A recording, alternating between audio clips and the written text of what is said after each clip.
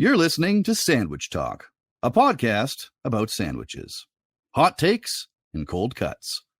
Episode 1, Fast Food Sandwiches.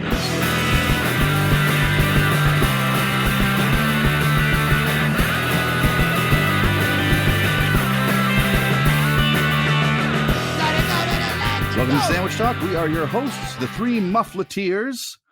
We have the master of the plus-up and the creator of Sandwiches of History. We have the marvelous Barry Enderwick. Hello, Barry. Hello, John. Thank you. And of course, we cannot be a sandwich podcast if we do not have one of the preeminent, knowledgeable people about sandwiches on the internet and the planet, Jim Beheimer. Gosh, wow. Thank you, Barry. And of course, our golden-voiced announcer, self-described third runner-up for Canada's second favorite sandwich personality, and the internet's beloved chronicler of the sandwiches of Canada, John Ostrander, better known as Sandwich Dad. Oh, thanks, Jim. So we are the hosts of Sandwich Talk, Jim, Barry, and myself, John. And today's program, our first episode of Sandwich Talk. Thank you for joining us. We've elected to talk about fast food sandwiches with our guest today. Barry, maybe you can introduce him. I think people might know him best as a writer, producer, showrunner for a little show called The Simpsons, also Futurama, Portlandia, a number of other things. He's currently on tour celebrating the 25th anniversary of his show Mission Hill. He's an Emmy Award winner and a great guy, and now a fast food chronicler. Please welcome Bill Oakley. Hooray for me. Thank you, Barry. Hi, for that Bill. glowing Thanks introduction. For being here. Hello. Thank you, guys. John, Jim, Barry, it is a pleasure to be here. It's an honor to be here as the first guest on this esteemed podcast. Well, we'll see. We'll see if that's okay, true. Yeah. Okay. All right. Well, that's a good point. Okay. So I will attempt to blend into the conversation here and add what I can to this. You guys all are you're much better at this field than I am. Sandwiches only kind of touch on the stuff that I do, but I do have a great interest in them. And that's why I follow all you guys online. Well, yeah, thanks again for joining us, Bill. How we're going to get started today is I think we're going to jump into our first segment, which is Sandwich News. What's going on in the wide world of sandwiches this week? I know a few of us have viral alerts, Google alerts for what's going on in sandwich news. I get 2 or 3 emails a day. Usually just sandwich and dad are separate somewhere, but they're having a few things going on. First of all, I wanted to touch on one that just came up yesterday, is that there was a crash in Chicago featuring the Wienermobile. Did you guys hear about this one yet? I did. And as it turns out, it's a mini Wienermobile. It's not, they have different sizes of Wienermobile. I didn't realize this until yesterday. This was a mini. That's why it was probably so prone to tipping over. The regular Wienermobile probably has more stability. But this was a mini Wienermobile, which I didn't even know existed. A bit top heavy, I guess, probably, if you just got the little mini chassis underneath. And a little barbecue weenie after that crash. Yeah, cocktail wiener. It said no one was hurt, well thankfully, but it wasn't Chicago. Jim, you're near Chicago. You didn't see or hear too much about it locally. Well, actually, I had a friend of mine send me a link to the news article this morning, and I'd seen something about it yesterday. But no, I didn't drive by it during rush hour or anything. But yeah, I work from home mainly these days. But no, I don't have any particular insight into that other than that sounds like it was built on a Mini Cooper frame or something like that. And yes, that's what it said. Smaller Yeah, than the regular Wienermobile. Right. That probably made it extremely top heavy, I would imagine. Yeah. Which it's surprising there aren't more Wienermobile accidents on our nation's highways and byways. But yeah, it was certainly a noteworthy event. Now, of course, this is going to beg the question that you guys are going to have to answer every single week, 10 times an episode. Hot dog, is that a sandwich? I know how this is the thing. That's one of those. Well, I wouldn't say it's annoying. It's certainly a question that comes up constantly online. So it sounds like in your news segments, at least, hot dog is a sandwich. Well, we all have our own, standard ways of. We were talking about this before we started recording. We have our own standard ways of handling that question because we get it so often. Personally, I've kind of just defaulted to just saying yes, and then seeing if there's a follow up and trying to go from there. The other fellows have their own ways of dealing with it. Barry. Yeah, I tend to answer that. I have two answers. The first one is very unsatisfying. That is, it is if you want it to be, because everything's made up. So just relax and have it. That's I true think about that's good. everything. though, The Barry. second one that's a little bit more thought out is that the bun is pretty much equal thickness on two sides, and the hinge is really really thin. So therefore, the hinge is an accommodation of the tubular meat. It's a sandwich. That's in line with my thinking. As for me, I try to avoid getting into those discussions because I don't want to get annoyed with people when they bring up the cube roll. But there's no definition of sandwich that includes a sub sandwich that doesn't also include a hot dog. And to go really, really deep on it, and I'm not going to go fully into this argument right now, but when people have this conversation, they tend to have it as a taxonomical debate instead of what it is, which is a linguistic and cultural debate. Because certain cultures like England and former Commonwealth nations, they'll only call it a sandwich if it's on sliced bread, whereas if it's on an elongated roll like a hot dog, they'll call it a roll. If it's on a round roll, they'll call it a burger or a bap, or they have all kinds of different words for things between bread that go beyond just the simple definition of sandwich, whereas we're a little bit more inclusive in the US in general when it comes to the term sandwich. And I tend to be even a little bit more liberal than most Americans. So yes, it's a sandwich, and so is a taco, and don't quote me. It's unanimous then. It is. I'm in the taco camp as well. I've also sort of defaulted into a taxonomical argument, trying to show that sandwiches are. Hold on, I have the chart on my wall here. Sandwich being a class of food, and a class of, and we all agreed we hated this word as a handheld kind of thing. A sandwich being a portable and on a carb based vessel. Another thing I've been saying to people too is like, if ye vessel be bread, it's a sandwich, my friend. And just trying to get that out there, make that a thing. Maybe it'll replace the cube rule someday, and then we'll have to stop answering questions about the stupid cube rule. But yeah, if ye vessel be bread, it's a sandwich, my friend. I like it. Put it on a shirt. Maybe I will. That's a good idea. Got to merchandising. That's how we're going to make money off of this podcast, fellas. I mean, yeah, totally.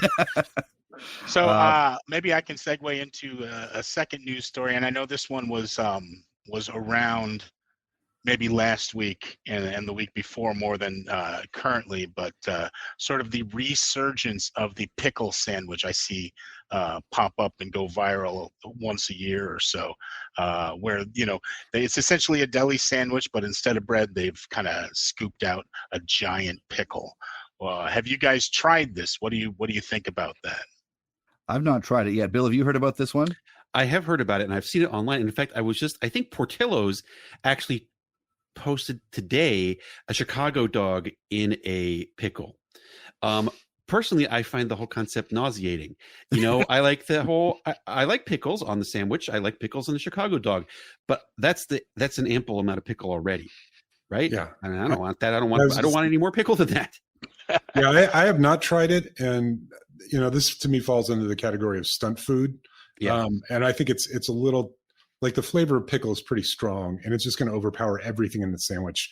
If it was actually intended to be something interesting and new that would be a good flavor combination, I get it, but it just feels like stunt food to me. So I'm gonna pass on that one. Yeah, I'm gonna agree with the stunt food definition. I mean, there's a part of me that wants to try it. I'm the kind of person who wants to try everything, and try and find some good in it. But for me, I feel like like Jim said, it is kind of cyclical. It comes back every couple of years. You have a look at like a cross section of all these salty deli meats and maybe a little bit of tomato and lettuce in this gigantic pickle, and can't you just like taste it, and it's unpleasant just to look at? I can taste. You can taste the acid. I have tried it. I made it for my website, and I photographed it, and I ate it.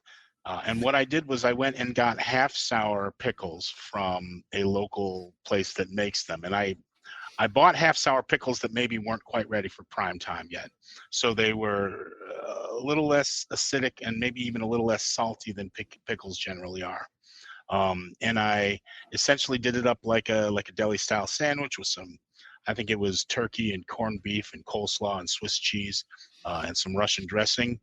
And it like, I like pickles, but again, this, if it had been a full salty, full sour, or a dill or something like that, where it was a really, really aggressive flavor, I don't think I would have been able to get into it.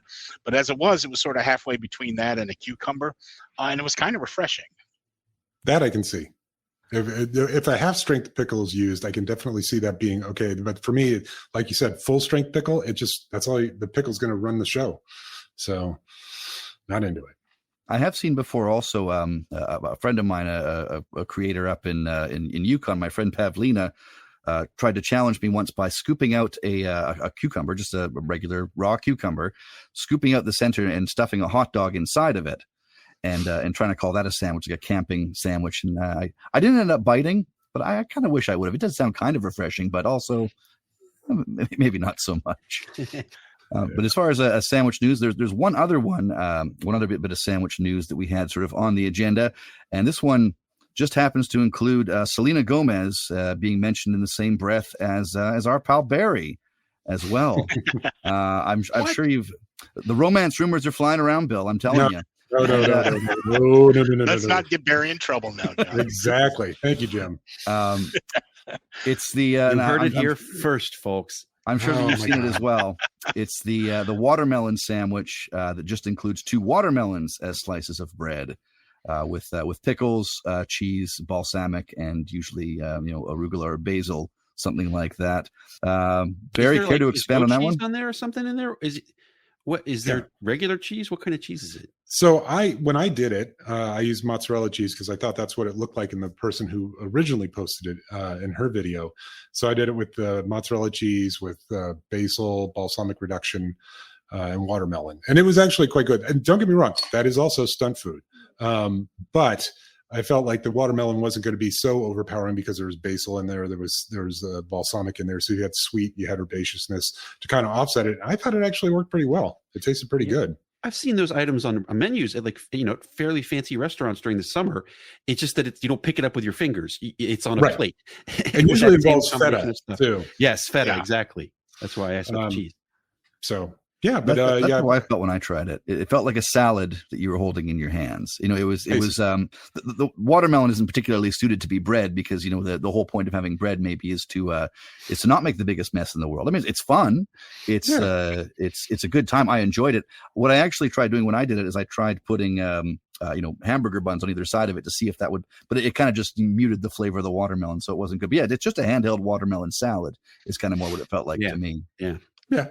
And I haven't tried it myself, but that's what it reminded me of, because I've seen plenty of watermelon salads that include feta cheese and maybe some slivers of red onion and basil. Basil. When I doubt that I recall, I made one for July 4th. That's why it seems so familiar. There you go.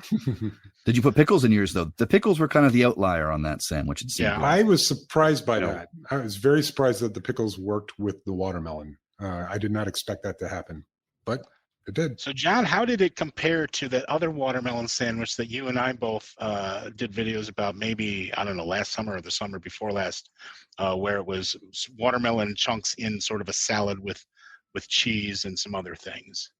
Cheese and some other things. It also had olives in it, I believe, that watermelon salad. That's right. And that was made by a YouTube creator named Rinky Mukherjee. And she had invented this watermelon salad, and I believe she was using the Indian version of processed cheese. I can't remember what it's called again. Amul cheese. Amul cheese. That's the type. So amul cheese, chopped watermelon, mayonnaise, olives, and I think that might have been it. But it was made sort of into like a mayo salad type sandwich and put on bread. That one I found to be actually very refreshing. It is also kind of messy because it does create a lot of liquid. Of course, the mayonnaise kind of just turns into a bit of a soup. But if you can somehow manage that, I did find that watermelon sandwich, and I've done a few. I really love watermelon, and so I've always been trying to find ways to put it in. Even with a BLT, replacing the tomato with watermelon is something that I've done that was kind of interesting. And someone suggested watermelon with ruffled potato chips and cream cheese as a sandwich, which was quite good as well. But it really is, when it comes to watermelon, it's about controlling that high moisture level before your bread kind of sogs out on you. But the watermelon salad in particular, that one was quite good, which I do recommend.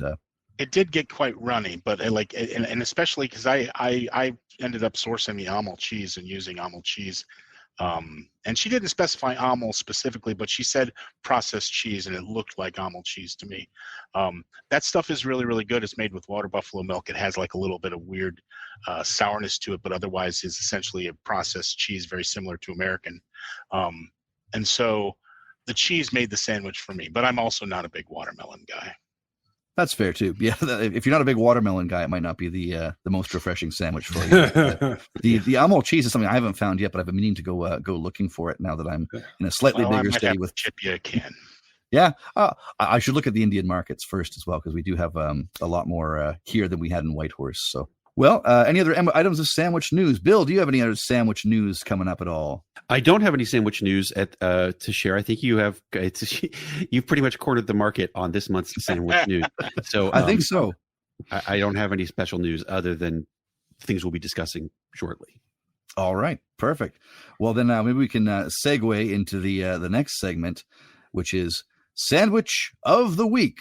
What's the best sandwich you've eaten this week? Obviously, Barry's doing 7 different sandwiches every week. Jim and I usually post 1 or 2.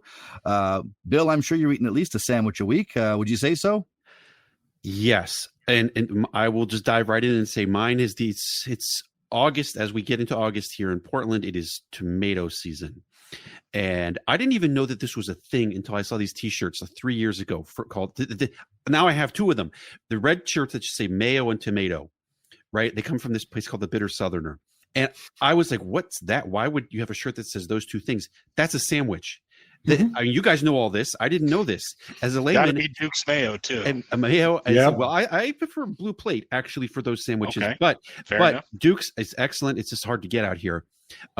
So it's mayo and tomato. The sandwich literally has nothing but mayo, tomato, and some salt and pepper, although there are modifications, obviously. I put on some shallots. I always confuse shallots and scallions, but this time I got it right. So yes, it's the heirloom tomato, big, gross, grotesque-looking tomatoes that you slice and you put it on there with your mayo. And I personally don't toast it, and put a lot of mayo on, salt and pepper. So that's the best sandwich I've had this week. And I know Barry has this one that he considers, I think, the best sandwich in the universe, which is this one like that also has dill and sunflower seeds, if I'm not mistaken, and basil. It's from Turkey and the Wolf. It's called the tomato, and I would enjoin all of you to make it this summer, because it's one of those sandwiches when you're putting it together, you're like, okay, this will be good, and then you bite into it and it's like, what is this? This is insanely good. I hate sunflower seeds. Wait, it's the sunflower seeds? Yeah, it's sunflower seeds. But they're shelled. I mean, they're shells. They're shelled. Yeah, exactly. What is this? Does that give you a weird texture? It gives you a little crunch. I'm gonna. Well, if you don't like sunflower seeds, leave them out. You can maybe try a different nut, maybe as well. I don't want to. Yeah, exactly. I don't want to have an uncanonical sandwich. I want the canonical sandwich. I'm just going to have to. All right. I'm going to steal myself for the freaking sunflower seeds. But I know I believe you when you say it's magnificent, because this has been the sandwich you probably loved more than any other one over the past couple years. Have you tried that one, true. Jim? I haven't, but I was going to say that I never really thought I liked sunflower seeds either. And in fact, I had friends, coworkers, stuff who had habits of just eating sunflower seeds and spitting out the shells like they were chewing tobacco, and it was disgusting. And I hated sunflower seeds. But when I was doing peanut butter and jelly sandwiches years ago and writing about it on the website, I tried a bunch of different nut butters, and my favorite of them all, well, minus pistachio butter, which is transcendent, but my favorite of the standard nut butters is sunflower seed butter. It's absolutely glorious. It's really, really good. So I think that the flavor of sunflower seeds is great, and I think that does sound like a really good sandwich. Yeah. I'll agree with you on the sunflower seed butter too. Is someone who's trying to occasionally send their kids to school with a peanut butter and jam, but unable to. I've been turning to sunflower butter, and then I end up eating most of it myself because it is quite good. I'm going to check that out. I'm going to make a note to check that out. I made that the tomato, the turkey and the wolf last year. It takes a while here in Saskatchewan for the tomatoes to get to the ripeness they might be getting in Oregon and California right now. But I tried it last September, and it's absolutely spectacular. But I mean that goes to show just what putting a bunch of herbs on a sandwich can do if you're just replacing the lettuce with herbs, and that's something that I think that should be done way more often. Having basil instead of lettuce. Come on. Yeah, I know. No brainer. I'm with you. You guys are all like, you guys spend a lot of time crafting these sandwiches, and I'm a lazy man. And if the sandwich is going to have more than 3 or 4 ingredients, I'm like, never mind. That's too big. I'm lazy. I like to go and I have a roast beef. Another sandwich I had this week, roast beef and American cheese. I made it in a minute and a half. So that's what I love about mayo and tomato is the sandwich. It is a transcendent sandwich that is extremely easy to make. I don't have to go buy herbs. I don't have to slice anything. I don't have to cook anything. I just can go make it in maybe a minute, a little bit more than the roast beef sandwich, and be extremely satisfied. So yeah, a couple of other variants that you could try on that is furikake in addition to the sandwich. Yeah. Or you could, even Trader Joe's everything but the bagel seasoning. Yeah, so that good. seems like it'd be good. Yeah. Yeah, those are great ideas too. I got to get more into using some furikake. I picked some up recently, and I've been meaning to use it on a sandwich, but I haven't quite gotten around to it yet. It's good stuff. Any other sandwiches of the week? What have you guys been thinking of? I'll just jump in with mine. I got earlier this week, I was given a shirt by a place here in Saskatchewan about berries of the prairie, some of the jams they make up here. And I picked up some Saskatoon berry jam, which I know that I've sent to both of you guys before. I'm not sure your feelings of Barry. I don't know if Bill, I don't know if you've ever had Saskatoon berry jam before. I never heard of such a thing. That's a real thing? Yeah, it is. It's literally, the funny thing is where I live and where I was born here in Saskatoon, Saskatchewan, which someone recently on Threads called the most Rick and Morty place name they'd ever heard in their life. Yeah, it does sound like it's completely made up, but actually the city of Saskatoon was named after the berry and not vice versa. Because so many of them grew by the riverbank that we have here. But anyways, I digress into that. I'm sorry. You're saying that there is a berry called the Saskatoon berry. That's right. That's insane. I never heard of that. This isn't one of those things, the Marion berry. I'm sure you guys know this. All throughout the 90s, I thought that was related to Marion Barry, the mayor of Washington. And in fact, we had this at The Simpsons. Somebody bought a jar of Marion Barry jam because we thought it was hilarious. And it's like, Marion Barry is a very troubled person as well, and he is a bad mayor. And maybe he was a good mayor, but he did have a crack problem. Anyway, the Marion Barry. And I only learned recently this is because now that I'm an Oregon resident, it's named after Marion County, which is where Salem is. That's where the berries were. So, and I like. But anyway, that blew my mind a little bit. But the fact that there's actually something called a Saskatoon berry blew my mind. What's it like? Is it like blackberry? What is it? What's it close to? You know what? It's kind of like a blueberry. It's purple. It's small. I was reading about it the other day. Like a huckleberry sandwich. Not quite. It's a single berry. It's sometimes they call it the service berry out west. Sometimes you'll see it in like BC. They'll call it service berry. Sometimes June berry. I know that places that have been putting them in, they've been coming out a little bit more in the States and trying to market them as June berries because Saskatoon is too weird of a word for many people. But they're more closely related to an apple than say like a blueberry. What? Okay. That's what I read on Wikipedia, anyways. But they're not super sweet. They're a little bit seedy on the inside, but they look like a really purple blueberry. A small purple blueberry. You could knock me over with a feather. This is a staggering piece of information. I'm gonna have to send you a jar just so you can give it a try. You are going to have to send me a jar. Well, I had the two other guys here. I sent them each a little bit. And what did you guys think of the jam? It was like it's I find it's not too sweet, but it has like some floral notes to it. Yeah, floral notes. I almost kind of like a slight vanilla flavor, maybe even like like a blueberry that isn't super sweet or isn't super tart, sort of a middle of the road blueberry, but with some other interesting hooks to it, like that slight floral note and a little bit of like a vanilla-y bitterness, I guess. Yeah, I think if I remember correctly, it almost has a little bit of a floral note to it as well, as opposed to sweet. So it's very interesting. It's not you can't align it to a taste that you've had before specifically. Wow. I would agree, because I grew up, my grandparents were huge on picking coffee cans full of these things when I was a kid, and they'd have we always joked my grandma had Saskatoon berries from the 60s deep in her freezer if you looked far enough, and she'd always be making Saskatoon berry pie, and you'd have it and you're like, it's not very sweet. What's going on here? But in any case, it's definitely interesting. It is very unique. And what I did is I made a Monte Cristo, and I usually like my Monte Cristo savory. I'm not like a powdered sugar and jam kind of guy on my Monte Cristo, but I thought, you know what? What if I put jam on the inside of this Monte Cristo? Because it's not a super sweet jam, it might just sort of offset some of the the fatty saltiness of the cheese and the ham. And I was blown away. It was absolutely delicious.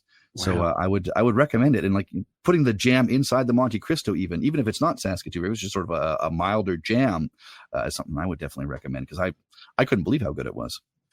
That does sound really good. Having the jam right in there and letting it mingle with the sort of the ham juices and as the cheese as it sort of separates and melts. I put mayo on the inside too, just to make sure it wasn't going to be too sweet, because I'm not much of a sweet tooth guy, but mayo on the inside too.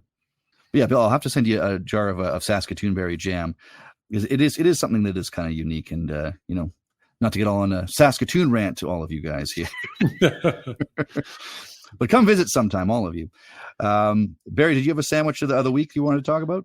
The one that I enjoyed the most but didn't do a good job on was the kumru, which was from Turkey. Jim did it like a week or two ago and just stuck the landing on everything. I screwed up the bread, as I am wont to do. Like whenever I have to bake something for Sandwiches of History, it's always a crapshoot as to whether it's going to turn out. And it didn't turn out. But that bread is not easy. It took me 3 tries to get it right. So.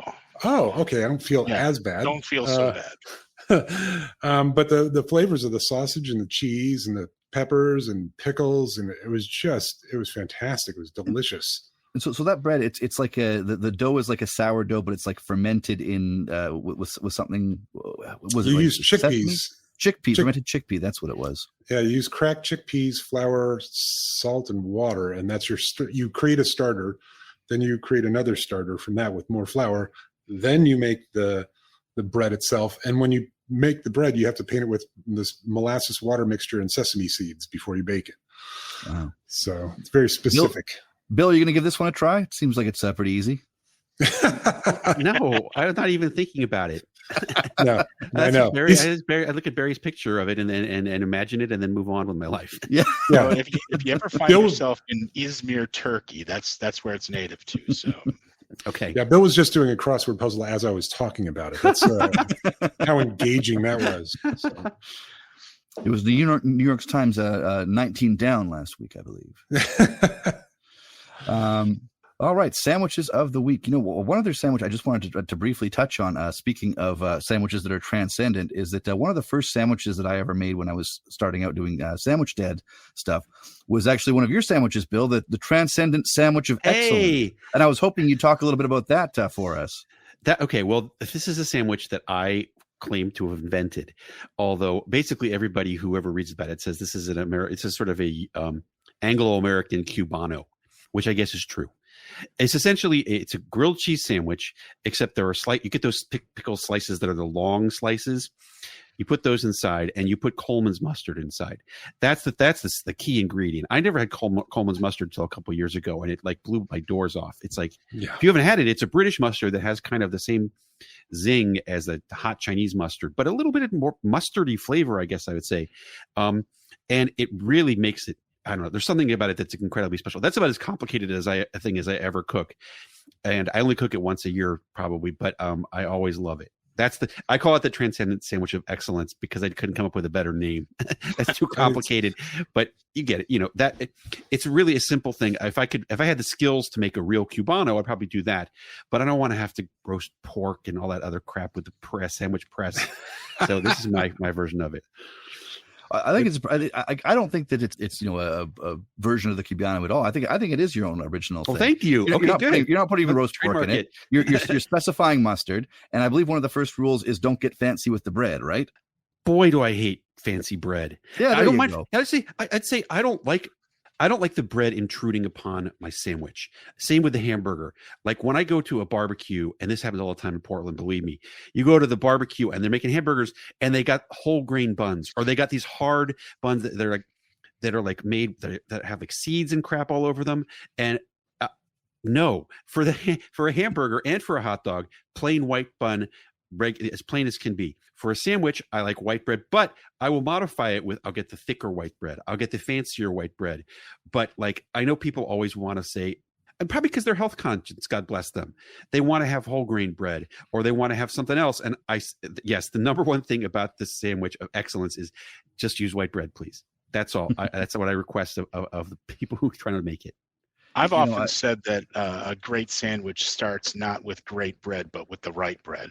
Like if you get a pulled pork sandwich, you want it on the cheapest hamburger bun you can find. You know exactly what you're talking about, because you want to focus on what's inside it. Now, there are other sandwiches where you're starting with, and like the sandwich might be named after the bread that it's served in. And so you're starting with something very specific and kind of enhancing that bread rather than using the bread as a handle to get the ingredients to your mouth. And so that might be a different situation, but I absolutely get where you're going with that. I'm absolutely in favor of that. And obviously there's many sandwiches that should not be in white bread, that they have to be on rolls, or they have to be on, Kaiser rolls or things like that. But, and I also like, by the way, I just say, I like healthy bread. I actually have healthy bread that I have in the house, and I use it for tuna sandwiches or very, kind of bland sandwiches or whatnot. But in this case, the other stuff is the filling is the star of the show, not the bread.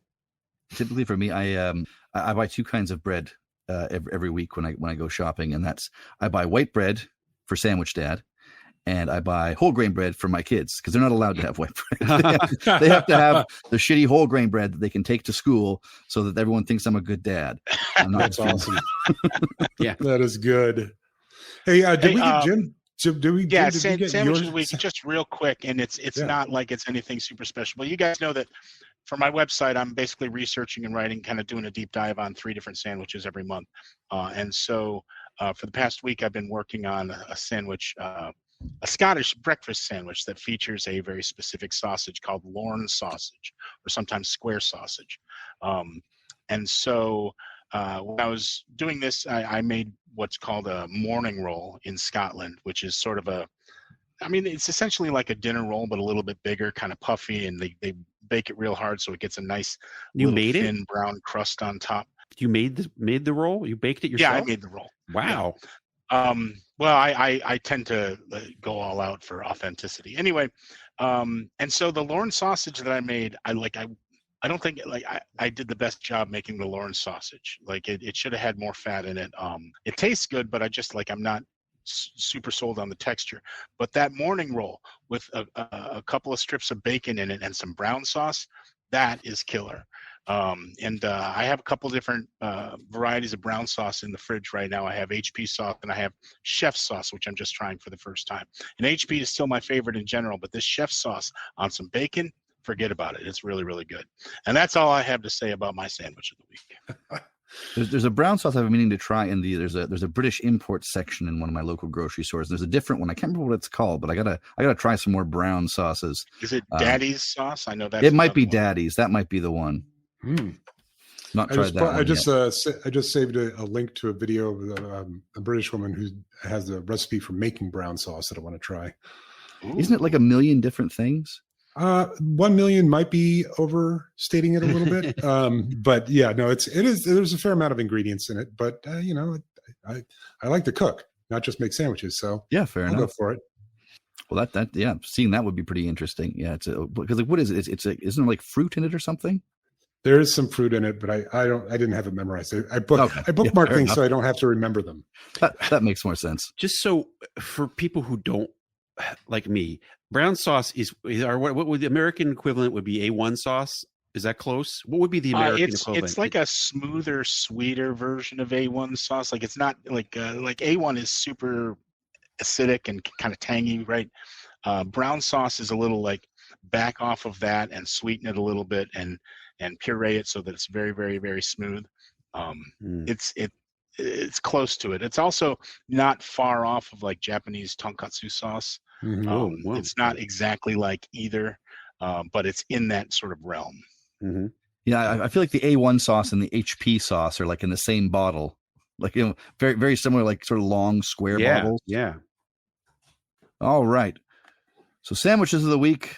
We've gone through a lot of great sandwiches there, but I think that we can kind of maybe get to the topic of hand. The topic of hand being our guest, the wonderful Bill Oakley.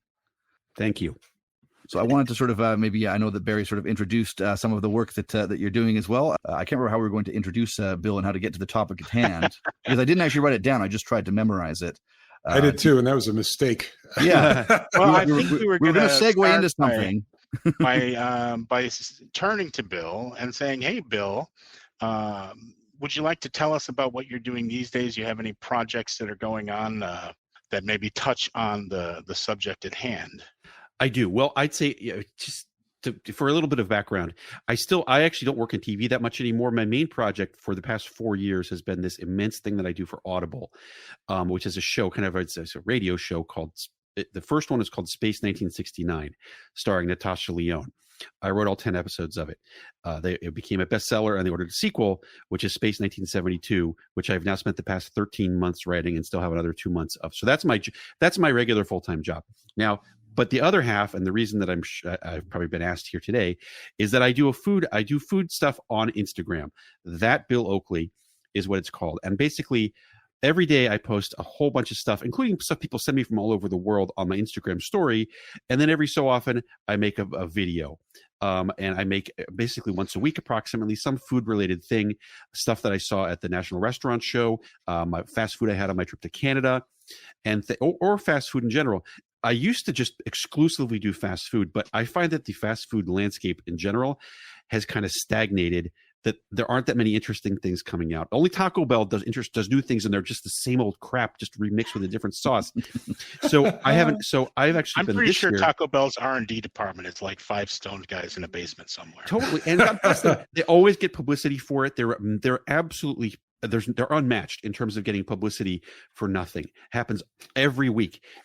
But it's not interesting to me to go try that stuff and film videos. So this year, I've transitioned into making videos that are more about regional stuff that I tried. Like when I go on these tours for Mission Hill, I went to Pittsburgh and I tried the Ohio Valley style pizza. And by the way, I got a lot of sandwiches to talk about from Pittsburgh and Philadelphia and so forth as well. You want to get into that. Anyway, so I'm kind of considering, I've been doing a lot more regional stuff these days as opposed to fast food, but I still do the fast food and frozen food. And I think what people have just said is it's the people's food in general, or elevated lowbrow food, which is what I eat, what I've been eating my entire life. Elevated lowbrow. I like that. Yes. So that's my specialty. And I try stuff. I have a giant list of everything. I write down everything I eat, and I tend to eat a lot of stuff because people mail me stuff from all over the world, and companies send me stuff from time to time. And so I'm always trying some new. And also, I went to Canada, as I told you, and I bought a whole extra suitcase to bring back all the Canadian snacks, which I'm gradually working my way through. So that's the kind of thing that I do. Just for my own interest, any standouts from the Canadian snacks so far? Well, there's no comparing this. Look, that's the best potato chip on earth, and I've had all dressed ruffles, maybe 1,000 potato chips from all over the world. There's no comparison between all dressed ruffles. So I could only get so many of these because I had other stuff. The other things I have had are good. There's Crispers, which we don't have. There's the President's Choice Loads of line, which we don't have here. I've enjoyed all those. Oh my God, the freaking candy bar scene up there is so much better than ours. There's so many candy bars loaded with smashed up cookies. Like every candy bar has one that's like loaded with smashed up cookies, and they're delicious. So I got a whole bunch of those. We don't have any of that here. No. So yeah, I did. I also, while I was there, I had a refrigerator in my hotel room. So I also was able to make some Canadian frozen pizzas and things like that as well. So that's generally what I do. I got to say, the one thing that's blown my mind is the fact that ketchup flavored chips are not a thing here. And I don't get that at all. Catching on. I don't know. I wrote a whole chapter about this in my snack book that never is coming out. But it's a fascinating topic. The Canadian palate there's someone did write a whole book about snacks, Canadian snacks, a professor, which I have read parts of, and they explain that it's a different, because of the immigration patterns in Canada and the immigration patterns in America, at least up to like the 1950s. We have a lot more diverse population than we did back then. But the Canadian palate stems more from the Eastern European palate, like pickled things like that, as opposed to the more Nordic or English palate that we used to, I guess that used to like mild things, and mild things such as sour cream and onion, popular flavor, spicy things like all dressed. The chips in general are so much, the mass marketed chips in Canada are so much more flavorful, because in America, the number one chip by a huge margin is plain flavored potato chips, and then barbecue is a distant second. And so that's the palate. Now we have lots of small chip companies like Zapp's, which does great with stuff, making spicier chips, and those ones that you can only get in prison, that are also those other delicious, a whole shebang. Yes. Those I've had. You can mail order them too, but those are great too. So like we have companies doing that, but the mass market, like in Canada, ketchup, great flavor. Lay's has tried it here repeatedly, and they've been quoted. Some spokesman said, we've tried it here. People just don't want it, and they don't buy it, and that's why we don't have it. Yeah, but when I first had all dressed, it was a revelation. It was like, what is this? Why don't we have this? And like that's very true with chips around the world. Like a lot of different markets, not all, but a lot of different markets have just this tremendous variety of flavors. And you look at our shelves, and it's like barbecue, plain, sour cream and onion. Ruffles did try though. They tried to get into the States. They were making them for a while. When I went down, the pandemic killed them off. That was I think so. And I remember going down to, I was in Haines, Alaska, from when we were back in the Yukon. We took a trip down there, and I was amazed to see them on the shelves. Took them back home, and I was like, these are a little bit milder compared to the ones across the border. That's also in my book. The ingredients are slightly different, because there's Canadians who are debating this on Reddit. The ingredients are very slightly different. And whatever the chemical is that gives you the vinegar flavor, it has been significantly reduced in the American version. So anyway, this isn't really about sandwiches, guys, but I'm happy to go on. I can tie it right back into the fast food topic, because I know when I flew to Montreal a few years ago, the very first stop I made coming out of the airport was Gibeau Orange Julep, which is this just absolutely bizarre hot dog stand in Montreal that's shaped like a giant orange. Like it's just this big round orange ball, and I got an all-dressed hot dog, and it was spectacular. Oh, I gotta try those. And so, like, that's obviously not a big chain fast food, but I think the fast food topic kind of incorporates a lot of these local, like, fast food places. I tell you, I had a son who went to school in Decatur, Illinois for 4 years, and I liked driving down there to visit him, pick him up, drop him off, do all that kind of stuff. Because there's a place called Kreckles in Decatur that does the best smashed burger that I've ever had in my life. And like, people who have been 100 more places than I have, maybe they'd be able to pick a better one, but I've never had a better smash burger than that one. And so, I love all that kind of local fast food, as well as, actually much better than the big fast food chains. I don't know, fast food has its place, right? Like if you're on a road trip or something like that, and you've got to like make a quick stop and get something, that's fine. But I tell you, every time I get a sandwich from McDonald's, it feels like those, if you ever remember those Play-Doh sets when you were a kid, when you'd stamp a little thing, stamp a little thing out of Play-Doh and then stack them all together. It feels like a Play-Doh sandwich when I get a sandwich at McDonald's. It's all lukewarm and not well incorporated, and I don't know. I'm scathingly anti-fast food for the most part, although I will admit to a weakness for Taco Bell's fire sauce. I think it's like Bill said too, that I think fast food can be a bit more broad as well. It can be a place like that makes just smash burgers on the side of the road, even if it's not the fastest food. It's like Bill said, elevated lowbrow a little bit as well, right? So I think those places do kind of count as well. Maybe not so much sit down restaurants, but there's still sort of food on the go kind of places. And I think that counts. But speaking of McDonald's, those I don't know if anyone else has experienced this, but they changed their buns, and their buns taste like cardboard now.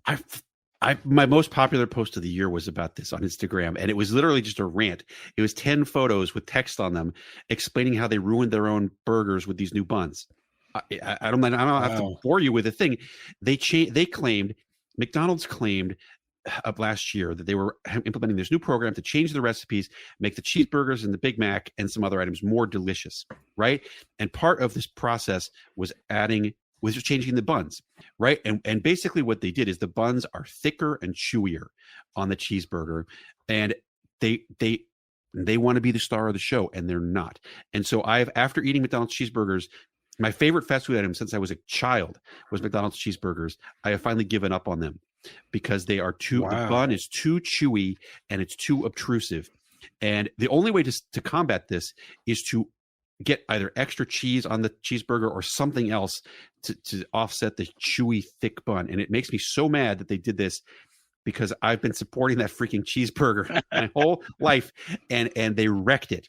And so now I've moved on to the double cheeseburger, but that's a whole different type of thing. It isn't the same food. And so anyway, sorry to this is hamburgers. I don't even know whether we're considering hamburger sandwiches in this podcast. They are, of course, and they absolutely are. A sandwich that does not include the hamburger. It loops back to what Jim said about being the right bread. It's no longer the right bread for the sandwich. It's now I'm not taking the only over. one who thinks this too. Obviously, you think it too, right? Well, what happened with me is I didn't realize. I just sort of because I have a bunch of kids and I live near a McDonald's, and so pretty often I end up going for Happy Meals. And, I usually get, I like to get a McDouble, and even the McDouble, I was like, I don't like this as much anymore. And I couldn't figure out why. I was like, at first, maybe I thought I was just getting like a staler bun, or maybe, like the local McDonald's with me was just sort of dropping the ball a bit. But then I read your particular post that you were talking about there, and I was like, that is it. They taste chewier. There's something they're taking away from the rest of the sandwich. Then you get a Big Mac, you get that third piece of bun, forget about it. It's no good anymore. Let me also say, a guy you should have on this podcast, by the way, is Mike Harris. And I know some of you guys know who Mike Harris is. He used to be the head chef for McDonald's, and he's very active on all the social platforms, and we've become friends. He's appeared on my thing. He's a member of the Steamed Ham Society on the Discord. And he was one of the, in my opinion, he was responsible for some of the best stuff they ever did. He's since left McDonald's, but I had dinner with him. I met him a couple times when I was in Chicago for the restaurant show. He explained to me what was going on. And this is, of course, they weren't trying to improve the flavor of the food. They were, I see Barry with the fingers. They were trying to. The fingers thing means the money. Yeah. Yes. This was obviously the whatever the reason for changing these buns, it was to get an extra fraction of a cent out of, out of profits. It was not to make the thing more delicious. And that was what he said. And I trust him. Yeah, no, the idea that the reason why they're saying it is more delicious is to convince people that it's more delicious. But this is all about operational efficiency and driving down costs to increase profits, unfortunately. So yeah, they're trying to do it. This is not the terrible bun you are tasting. Jedi mind trick. If you want a burger that's hot and fresh every time, White Castle is the place to go to, guys. I wish we had those, man. We don't have those, yeah. None in Canada. The only one that we have anywhere near you or me, Barry, is in Las Vegas. And that one stinks. I have to tell you, I go there every time. I'm like, I got to give a shot like White Castle.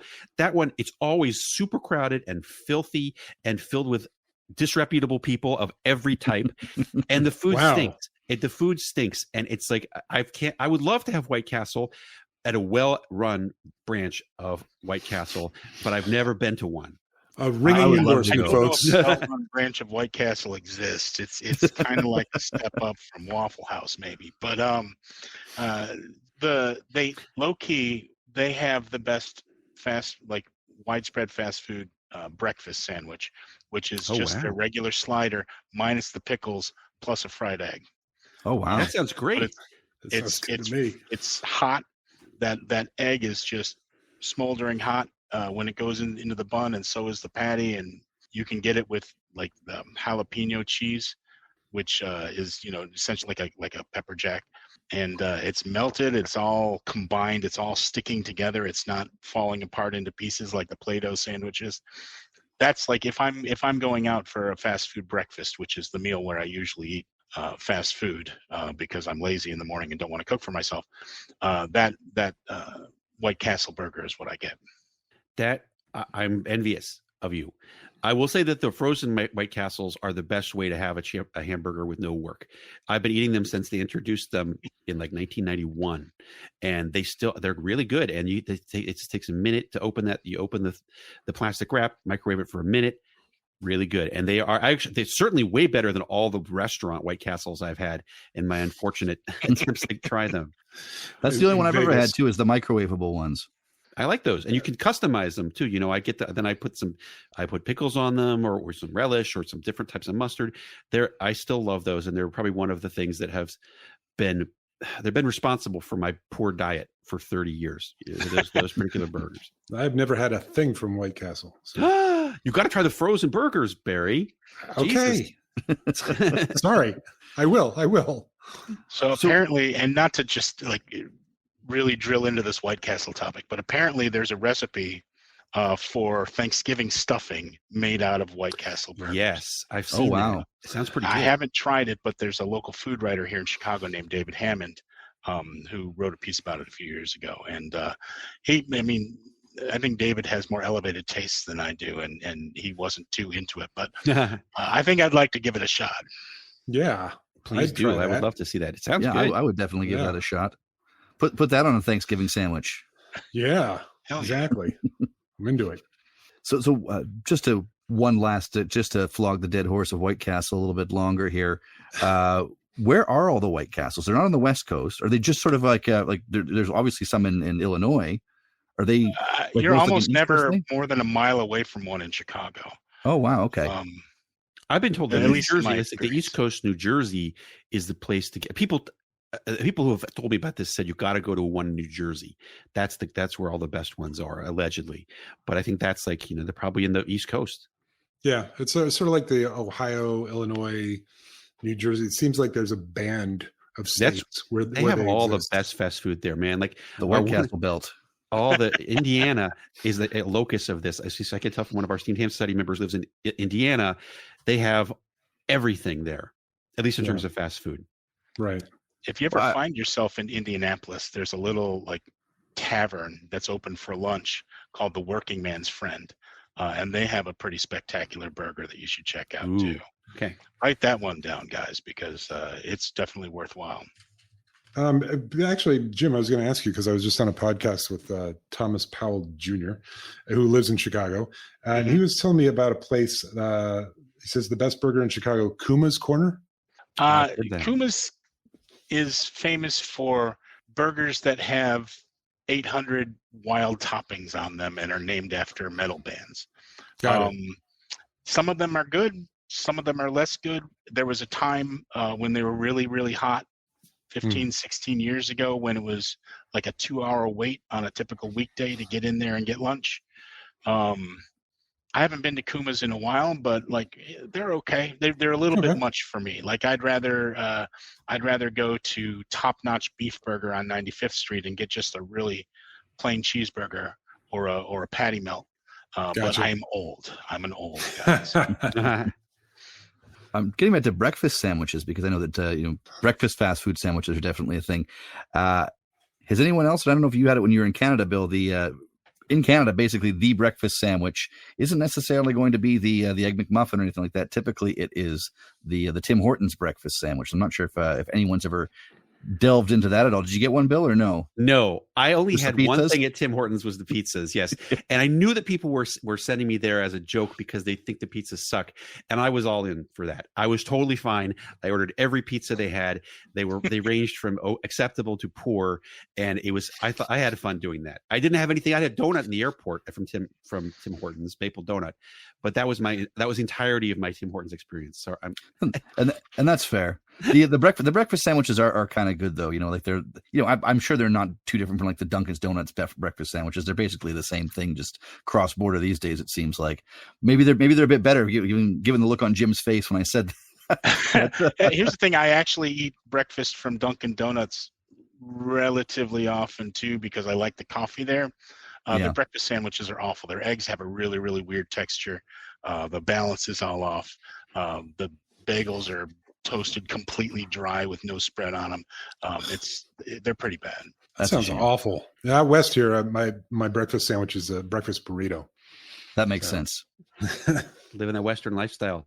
Are you? Yeah. You know they have a Five Guys has breakfast too. Oh, the locations that are in airports have breakfast, and they basically just put an egg on the sandwich or whatever, and it was really good. Yeah, well, we have a Five Guys here in Saskatoon, and it's they make I really like their burgers. I've never seen them do breakfast though. I might have to go in early and ask. Well, they don't.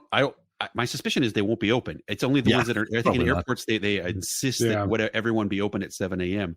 or 6 a.m. And I think they may only be serving breakfast in airports. That's why I brought that up. Yeah, the Five Guys near us is always dark in the morning.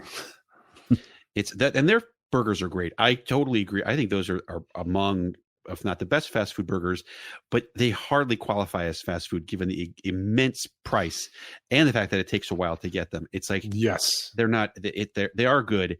And people have been making, this has been an internet meme for 2 years now, the exorbitant prices of Five Guys. And, that's because they make everything fresh. I understand why that is, but I think it's priced itself out of the range of fast food. Yeah. Their fries are pretty good too. I agree. All fries are good. In my quest to try to get Sandwich Mum into a little bit more, different kinds of fast food and get her into trying new things, I accidentally got her really into Five Guys, and now she orders it all the time. Oh no! And I'm she ordered it to be delivered. That probably costs $75. I'm destitute, guys. Yeah, I was gonna say. She's become obsessed with it, and it's really fucking expensive. John's recording live from his wine cask that he lives in. Exactly. Yeah, we'll be in the poorhouse because of Five Guys. But speaking of Five Guys in airports and restaurants, I've only ever seen in airports before, other than in my hometown. I would be remiss if we're talking about fast food and I didn't mention this absolutely stupid chain, Fuddruckers. Who has been to a Fuddruckers? Wait, stupid? Yeah. What are you talking about? Where are you getting stupid from, bro? Because it's you guys, you've got to admit that name is pretty stupid. Here's the name thing. is, yeah. Here's the thing, and I'm gonna like to guess who. I'm gonna run back to Saskatoon for a second. There's only one Fuddruckers in Canada. Oh, it's here in Saskatoon. They've tried expanding other places. It's been here since I was born. I don't know exactly how long, probably since the 70s. It's on the main drag here in my town.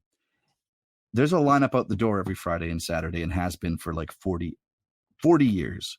Wow. It's absolutely nuts. And it's separated from the bigger Fuddruckers, kind of like A&W in Canada has separated. It's like its own thing now. Okay. They have like batting cages now here, but it's the only other time I've ever seen Fuddruckers was in the Washington Dulles Airport 1,000,000 years ago. And I've never been to another one, but I would like to hear everyone's opinion on Fuddruckers. I would say Barry, as a California person, I think it's probably a California thing here, mainly, or at least was mainly a California thing. That was the best burger place in like 1992. It was magnificent. Obviously, they call it Fuddruckers because it sounds like fuckers. There's no reason to debate that. And in fact, I think in the movie Idiocracy, there is a version of Fuddruckers that's just called like motherfuckers or something like that. I think they turned into buttfuckers. Yeah. Yes, buttfuckers. I think that's right. So Fuddruckers, though, at the time, every time I've gone in the past few years, it's been terrible. But at the time, you get your burger. They cook it custom. They had the butcher shop right there. You could see them grinding the meat. Yeah. And then you could customize it with all the toppings you wanted from their bar, including like nacho cheese and stuff like that. And I loved going there more than anything until it started to go downhill in the late 90s. Yeah, I'm with Bill on this. I actually used to go there a lot back in the early 90s. I haven't been for many moons, so I couldn't tell you what it was like now. But back then, man, there was nothing better. There was nothing better than going to Fuddruckers and getting a hamburger made to order and put on whatever you want on it. And their buns were delicious. It was onion really rings were good too. You get onion rings and you could dip them. You could get yourself a little plate of nacho cheese or jalapeno nacho cheese. Dip your onion rings in that. That was living at least 25 or 30 years ago. It's still living here, man. It's still going on. They have like a bakery too with like milkshakes and stuff on the other side. In addition to the butcher shop. Well, the one here is expanded. They have batting cages, and then they have like a video game like Chuck E. Cheese style arcade called Ruckers right next to it, and a mini golf and batting cages in this whole Fuddruckers Fun Center they call it. Have you been? How's the food? You know what? I haven't been since I moved back, but when when I would come back to visit my parents when I was still living in the Yukon, they'd always take us to Fuddruckers, and I'd always be a little bit disappointed they didn't know any better restaurants. But that's only because I'd been going, since I was a kid, and it was this. But it's the only one in Canada still that's turning a huge profit.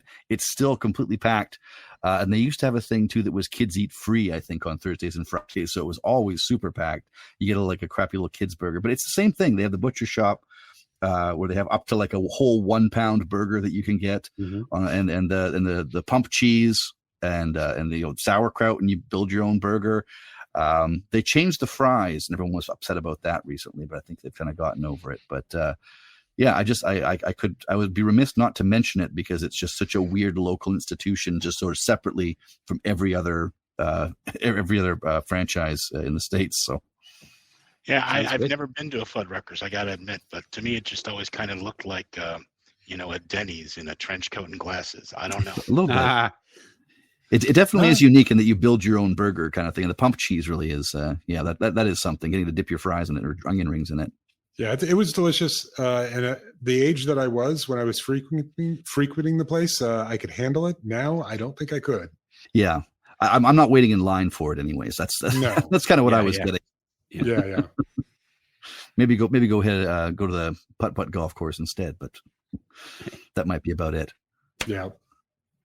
I also wanted to ask Bill a bit more about Steamed Ham Society, of which all three of us are members. I'd love it if you talk a bit more about the Steamed Ham Society, Bill. Absolutely. Okay. First of all, anybody who wants to join, go to steamedhams.society.com. It's a Patreon. There is only one level. It's $5 a month. For that, you get access to the Discord, which is a really incredibly useful resource. It's a Discord. There's hundreds of people on it, and there's like 15 different food topics. People talk all day, and it's not just about fast food. There is a fast food channel.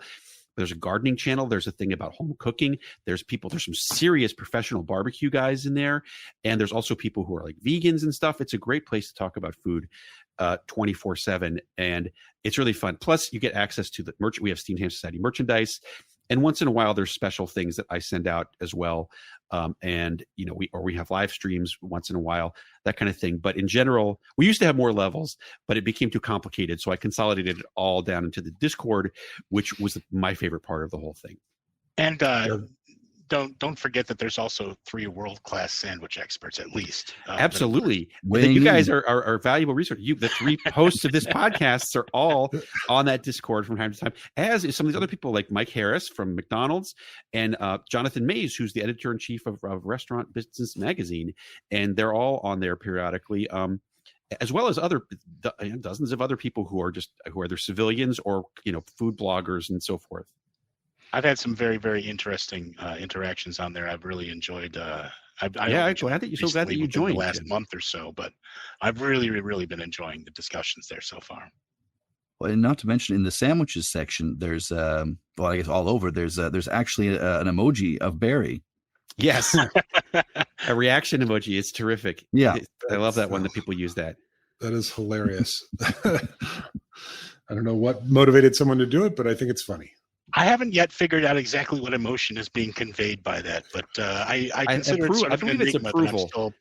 Sandwich-related approval. It looks like a sandwich approval emoji. I think that's probably pretty apt. Yeah. Fair enough. Okay, I didn't know either.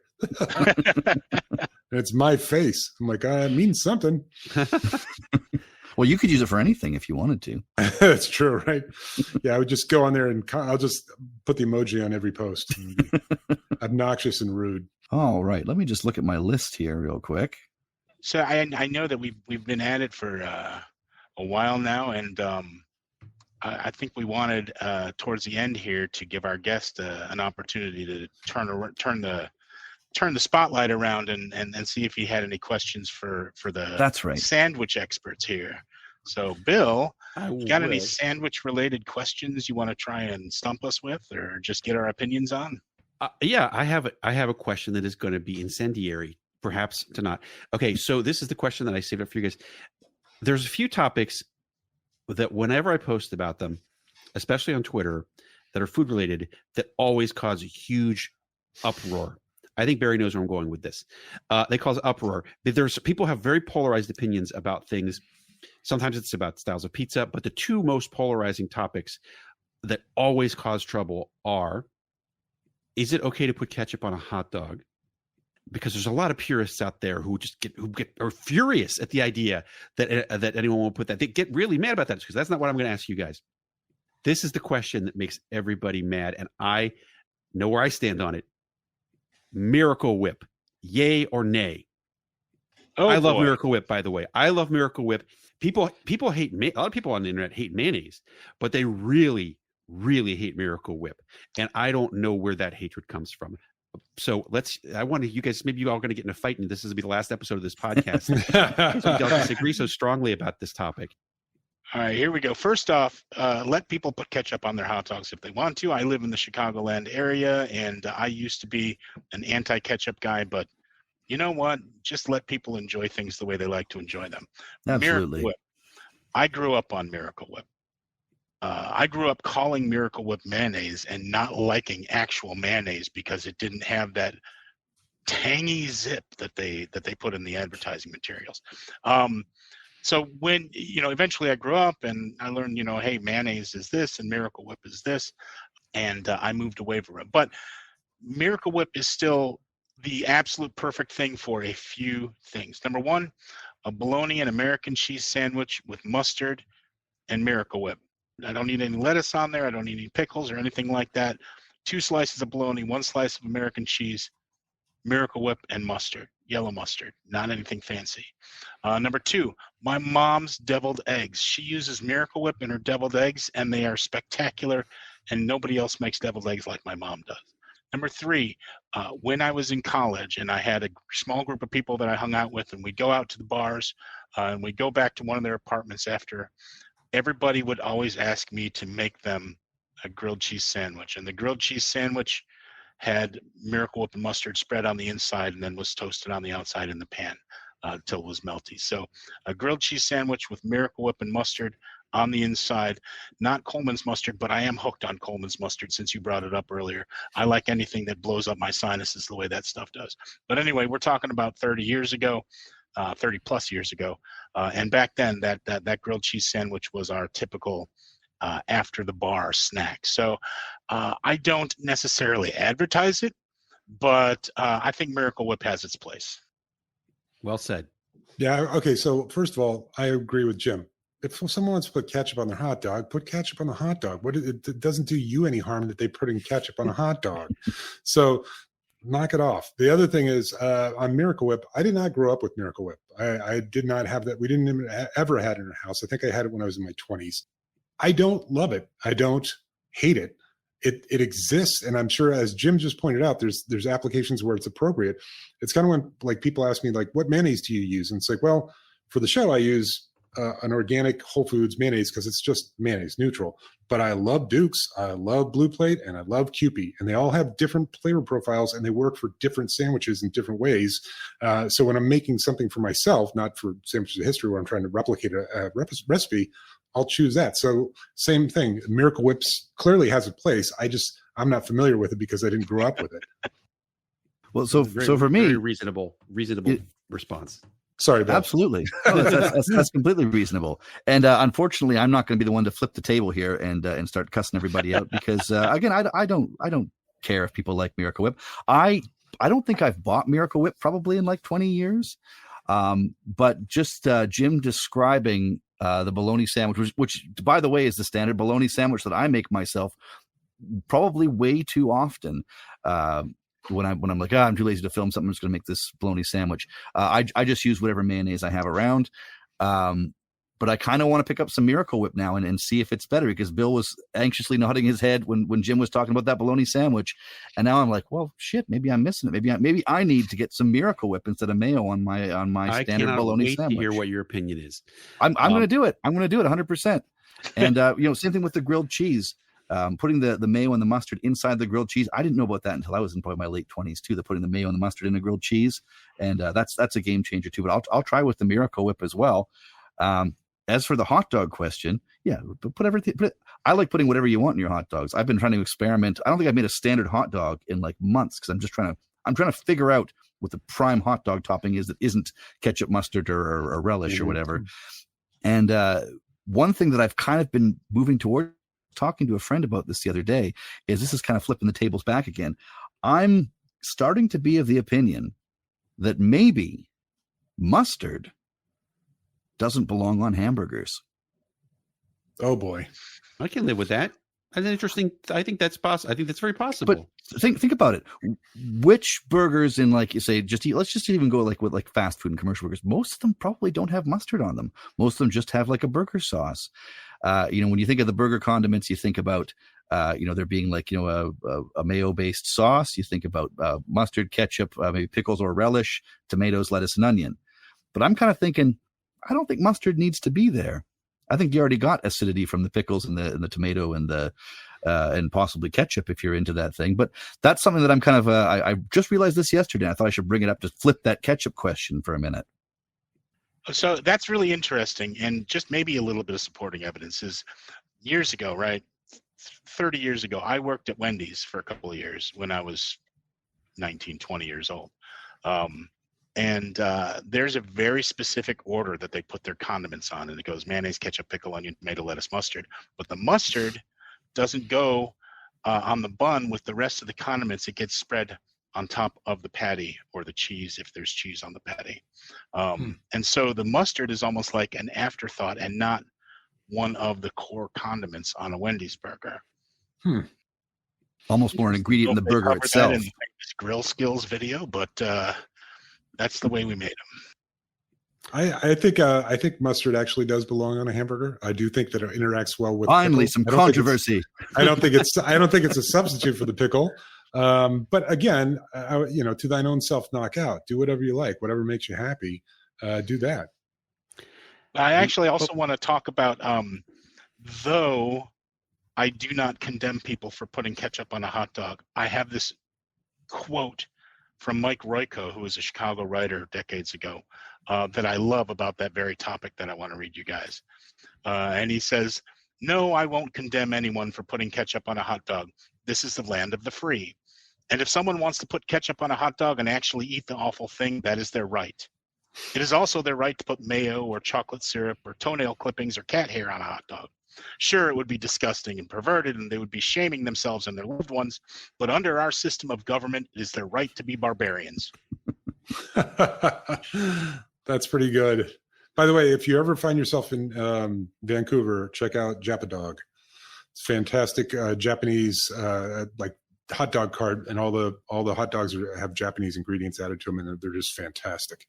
Yeah, coming soon to a Sandwiches of Canada episode once I get my hand on some bonito flakes. Nice. But before we move too far away from the bologna sandwich that Jim was talking about, in the chat here, I just want everybody who's listening to this thing, I guarantee you will love it. Just Google the phrase bologna sandwich and go to the Wikipedia page. It's been one of my favorite pages for years. I think this photo has been here for maybe 15 or 20 years. It's just a simple photo of bologna. I can't believe that it makes me laugh. But I mean, it's perfect. If the photo, you will get a little bit of a smile out of it. I promise you. The bologna sandwich photo. Anyway, that's too much lettuce. I don't know. I agree, but the photo is so cute. And there's a little glass of milk there. I know, that's adorable. It's almost like the residual sandwich that comes up in your memory when you think about a sandwich. A glass of milk. Yeah, it's like a sandwich from Archie Comics, like the pizzas and yeah, hamburgers exactly. from Archie Comics. They're just the most simple platonic ideal of a sandwich that a child could draw. That's what a sandwich looks like. Yep. Bill, do you have any other questions you'd like to put to us, or was that the main one? Those were the two questions I wanted to put to you.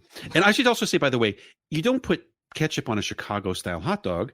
There are many specialty hot dogs that would be damaged by having ketchup, although you could put it on them. But if just putting on a plain old hot dog, I don't know why anybody would object to that. Also, to Mike Royko's point, mayo on a hot dog is good too. I started doing that a couple years ago. I really like it. So I have to agree with that. In Seattle, they put cream cheese and jalapenos on them. Yeah, and they're spectacular. Yeah, there's all kinds of different regional hot dogs, and they're all great. And the Japadogs that Barry mentioned too. A lot of Kewpie mayo on those ones. I know for sure. Yeah, nori and bonito flakes, and it's so good. Oh, I think that Jim can speak to this as a Chicago resident. I think Chicago guys like to think of themselves as tough guys. Tough guys like bitter condiments like ketchup, and they like sour drinks like Malort, and they want to show off their toughness. And they want to have, they want to have Chicago Stockyards hot dogs with real sour, bitter mustard on them to show off their toughness. Whereas ketchup is kind of sweet, and you think of it for kids and stuff. So I believe it's whole part of this Chicago posturing. Well, I think that a lot of the people doing the anti-ketchup posturing in Chicago are kind of older guys like me who live in the suburbs, and not necessarily, hipsters in the city. I'll tell you what, though, I picked up my kids from the airport once a few years ago. My youngest at the time was maybe 9. We stopped by a hot dog spot on the way back, and my 2 older kids ordered gyros, I think, and I don't remember what I got. My youngest ordered a hot dog, and the girl who's taking his order asked him what he wanted on it, and he said ketchup and barbecue sauce. And she looked up at me and she said, "Is he serious?" But he got his hot dog with ketchup and barbecue sauce on it, and you know what? He's 9 years old. Give him a break. You like what you like. Exactly. Yeah. All right. Well, I think that wraps up my questions for you guys, and I'm thrilled that we were able to experience this first episode together. I hope I'll be welcome back in the future. Absolutely. It's a fantastic podcast, and I hope the listeners got some things that they want to try at home out of this, like, for instance, tomato mayo sandwich or Saskatoon berries. Yeah. Or things of that Load of nature, those, because but- like, wow, this has been a revelation. Several of these things have been a revelation for me as well. And I'm going to try the freaking sunflower seeds and the sunflower seed butter too. What the hell? The tomato. Try the tomato. Be the tomato. Well, I know we're absolutely thrilled to have you on, Bill. It's been a pleasure having you for our first episode here. Is there anything that you want to pitch before we go? Anything you want to tell the listeners out there that's going on with you? Yeah, join the Steamed Ham Society. As I told you, steamedhamsociety.com. Then in about 2 years when I'm finished, buy Space 1972. That's the end. That's the extent of it. And follow me on Instagram if you want to see all this stuff that I've been posting. And then I post every day pretty much. That Bill Oakley on Instagram. Now, Bill, I know you're and also you'll get the doing first one too, Space 1969, right? That one's great. I listened to it. Thank you. Yeah, that's still for sale on Amazon. It's not being promoted as heavily as it was back 2 years ago, but it's fun and people are still listening to it and enjoying it. And it will set you up for the sequel too. And Bill, are you still touring in support of the 25th anniversary of Mission Hill?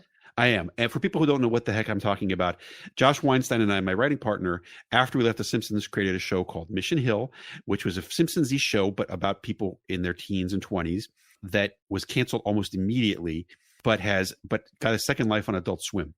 And you can't see it anywhere. It's not streaming anywhere. There's a YouTube version, but it has the wrong music and it's edited wrong and stuff. So we have been going to movie theaters for the show's 25th anniversary around the country. And we've already done at least, I would say, 18 or 20 shows. We're going to San Diego tomorrow for the Comic-Con show. And then we have shows in Orlando, Detroit. We're going to have one in Dallas and Atlanta. And several other ones coming up. So you can just follow me on Twitter or Instagram. You'll see posts about them, or you can Google it. That's awesome. Thanks, Bill. I never got to see that show, but now I'm intrigued, and maybe I'll be able to catch you somewhere. Yeah, or you can watch it. I already did a Chicago show last year, but you can watch it on YouTube. You just won't be getting the full experience. And as someone who has attended this event in San Francisco, I can say it is a lot of fun. So if you are at all familiar with Mission Hill, you should definitely go check it out.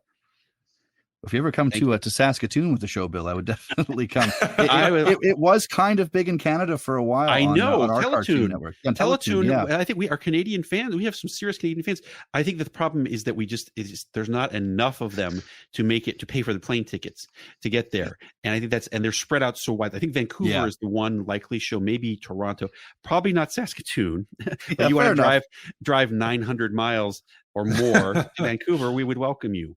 I might. I just might. Excellent. If you're coming to Vancouver, the plane tickets aren't that much these days. Give us an excuse to try that Japa dog anyway. There you go. Exactly. Go have I'm a Japa excited dog to go. There together. lots of food in Vancouver that I want to try. Absolutely. Well, that's been awesome. Well, this has been our first episode, everybody. Thanks so much, Bill, for jumping on. Thanks to Jim and Barry for agreeing to do this. And you can follow all of us. I'm obviously at Sandwich Dad, or on Instagram at sandwichdad.ca, because someone else stole the handle there. Barry is at Sandwiches of History. Jim is at Sandwich Tribunal. Is that right on all platforms? It should be, yeah. All right. And of course, Bill is at that Bill Oakley. So, Sandwich Talk. Hope you guys have had a fun time listening to us. More episodes to come. What's the next episode going to be, guys? Oh, put us on the spot, why don't you? I Yeah, know, of course. That was the idea. well, it'll involve sandwiches. There'll be Well, sandwiches. let's not give away the plot here, Barry. Top secret. Next got episode. Nothing. I got nothing. No, we I don't know what it'll be about. Didn't we have an outline? We have an extensive list of topics, and we just need to pair them with the right guests. It's all about a great podcast doesn't start with a great guest. It starts with the right guest, right, guys? That's there right. You go. That's why we had to get this right by bringing Bill on for the first one. So be sure to tune into episode 2 to find out what it's going to be about and who's going to be on it. All right, And thanks, Bill. I can't wait. Appreciate you being here. Thank you. Yeah, thank you, Bill. Thanks, Bill. Thank For you Sandwich guys for Talk, good day. You're not going to.